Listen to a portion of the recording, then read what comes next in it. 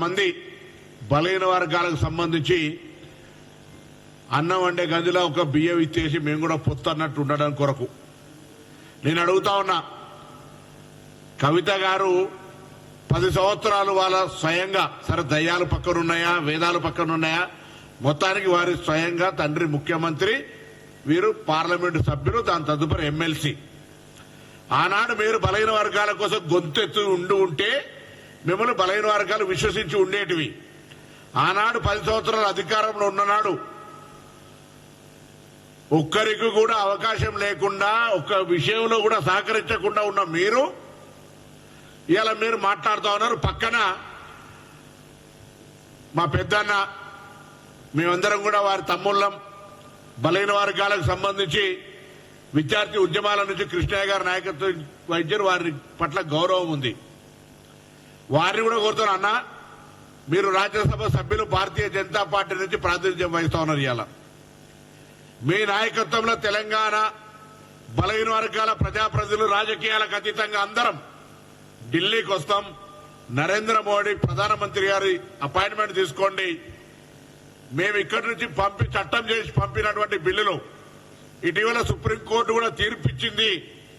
3 నెలల లోపల గవర్నర్ గారి రాష్ట్రపతి గారికి సంబంధించినటువంటి అంశాలను పరిశీలన చేసి వాటిని క్లియర్ చేయాలని నేను మిమ్మల్ని కోరుతా ఉన్నా. పెద్దన్నగా మీకు కూడా తెలుసు, మేము విద్యార్థి ఉద్యమాల్లో ఉన్నప్పుడు మీరు రాష్ట్ర స్థాయి విద్యార్థి ఉద్యమాలు బలహీన వర్గాల ఉద్యమాలు చేసేటప్పుడు అప్పటి నుంచి మీకు మాకు సాన్నిధ్య సంబంధం ఉంది. ఇలా మంత్రిని కావచ్చు, మీ తమ్ముడిగా, మంత్రిగా, పెద్దన్నగా, రాజ్యసభ సభ్యుడిగా, అధికార పార్టీ సభ్యుడిగా బాల్ కేంద్రంలో ఉన్నటువంటి పరిస్థితులల్లా మీరు ఈ ఉద్యమానికి 42% రిజర్వేషన్ సంబంధించినటువంటి నిర్ణయం విషయం లోపల మా పార్టీ చాలా క్రిస్టల్ క్లియర్. రాహుల్ గాంధీ గారు ఇది ఎజెండా. రాహుల్ గాంధీ గారు ఓపెన్ మైదాన్లో పార్లమెంటులో కానీ ఎక్కడ కానీ ఇది మా విజన్ అని చెప్తా ఉన్నారు. తెలంగాణలో మేము ఎంపెరికల్ డాటా ఏ కోర్టులు, ఇందిరా సహాని కావచ్చు, ఏ కోర్టులు చెప్పినా మేము ఇలా బరాబర్ ఎంపెరికల్ డాటా ప్రామాణికమైనటువంటి సమాచారం తెలంగాణ ప్రభుత్వం దగ్గర ఉంది. ఇందిరా సహాని కేసులు అదే చెప్పారు. అన్నిటికంటే ఎక్కువ ఈరోజు భారతదేశంలో ఉన్న అనేక రాష్ట్రాల్లో ఈబీసీ రిజర్వేషన్ తర్వాత 50% క్యాప్ అనేది వెళ్లిపోయింది. అది క్వశ్చన్ కానే కాదు. ఉదాహరణకు తెలంగాణలో 15% 2001 జనాభా లెక్కల ప్రకారంగా 15% ఎస్సీ, ఇటీవల సవరణల తర్వాత ఎస్టీ 10%, ఇంక్లూడింగ్ ముస్లిం బీసీ 27%, 52% ప్లస్ 10 ఈబీసీ 62%. ఇప్పుడు తెలంగాణలో రిజర్వేషన్ల ప్రక్రియ నడుస్తూ ఉంది. న్యాయస్థానాలకు తెలియదు ఇది. కాబట్టి కవిత గారు సత్రంలో భోజనం పెడుతుందంటే కూడా సిఫార్సు లెటర్ కావాలని, సత్రంలో అయితే ఓపెన్ టు ఆల్ భోజనం, దానికి కూడా సిఫార్సు లెటర్ కావాలన్నట్టు మేము ఇంత ప్రక్రియ చేస్తూ ఉంటుంటే ఫిబ్రవరి 4 నుంచి 24 నుంచి ఫిబ్రవరి 4, 25 లోపల ఇంత ప్రక్రియ జరిపి చట్టం చేసి గవర్నర్ గారు ఆమోదం పొంది ఢిల్లీ పోతే ఇక్కడ కూర్చొని సన్నాయి నొక్కుల్లో కూడా మాట్లాడితే నాకు అర్థమే కాలే.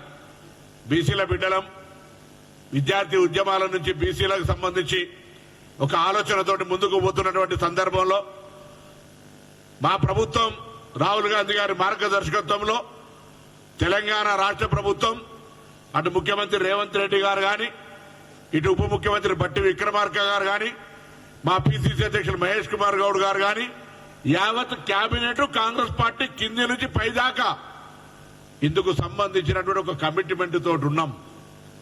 నేను అడుగుతాను, 10 ఏళ్ల అధికారంలో మీరు పట్టించుకోలే.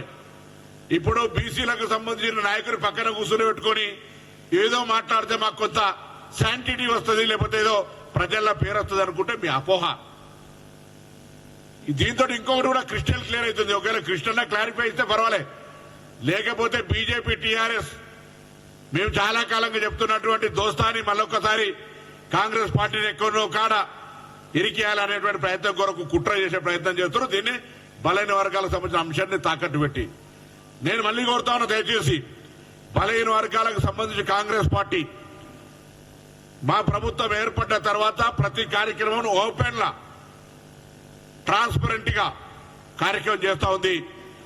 కవిత గారు నిజంగా మీకు అంత చిత్తశుద్ధి ఈ సేకరణ సమాచార సేకరణ జరిగే సందర్భంగా మీ తండ్రి గారు కావచ్చు, మీ పక్కన ఉన్నటువంటి తండ్రి గారి పక్కన దయ్యాలు కావచ్చు, అందులో పాల్గొన్నప్పుడు వాళ్ళని విమర్శిస్తే ఇవాళ కూడా నువ్వు మాట్లాడే సందర్భంగా ఈ దయ్యాల ఆనాడు బలహీన వర్గాల కొరకు సమాచార సేకరణలో పాల్గొనాలనే ధైర్యం ఉంటే అది చెప్తే నీకు కొంతనన్నా కొద్దిగా శివుని దగ్గర మనం అడిగి పోతాం, ఏ దాని బూడిదల సన్నది వీడు ఏమి ఇవ్వటం అన్నట్టుగా ఉన్నది ఇలా లెక్క. అందుకని మరొక్కసారి పెద్దలు రాజ్యసభ సభ్యులు బలహీన వర్గాల పట్ల సంబంధించినటువంటి అంశం ఉన్నటువంటి కృష్ణయ్య గారు, మిగతా అందరూ కూడా ఉన్నారు, జాజుల శ్రీనివాస్ గారు ఉన్నారు, మిగతా అన్ని కుల సంఘాలకు సంబంధించిన నాయకులు ఉన్నారు, బలహీన వర్గాల విద్యార్థి యువజన ఉద్యోగ సంక్షేమ సంఘాలు అనేకంగా ఉన్నాయి. వాళ్ళందరూ కూడా హృదయపూర్వకంగా కోరుతా ఉన్నా, మా ప్రభుత్వం చిత్తశుద్ధితో ఉంది. ఇప్పటి వరకు నడిచిన ప్రతి అడుగు చిత్తశుద్ధితో ముందుకు పోయే విధంగా నడిచినాం. ఇప్పుడున్నటువంటి దాన్ని ఏ విధంగా సాధించుకోవాలో ఆ మార్గదర్శకత్వం తీసుకుందాం. కృష్ణయ్య గారిని కోరుతా ఉన్నా, మీరే బలహీన వర్గాల ప్రతినిధులు తీసుకొని ఢిల్లీకి పోదాం, మేము మీ వెంబడి వస్తాం, ఈ అంశాన్ని పరిష్కారం చేసే దిశలా తీసుకుపోమని చెప్పి నేను ఈ సందర్భంగా కోరుతా ఉన్నా. కవిత లాంటి వాళ్ళతోటి 10 ఏళ్ల అధికారంలో ఉండి బలహీన వర్గాలకు న్యాయం చేయనటువంటి వాళ్ళతోటి కూర్చొని గౌరవాన్ని తక్కువ చేసుకోవద్దని కూడా ఈ సందర్భంగా కోరుతా ఉన్నా.